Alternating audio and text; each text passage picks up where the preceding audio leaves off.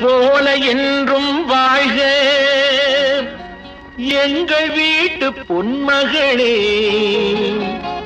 வாழை கன்று போல தலைவன் பக்கம்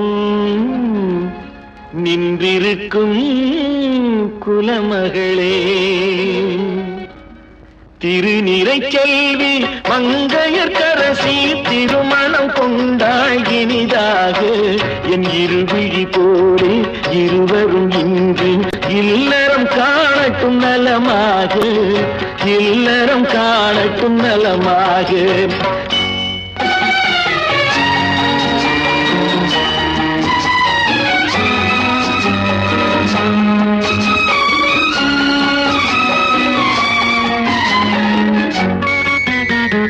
மஞ்சள் குங்குமம் மலச்சூடி மணமகள் மேடையில்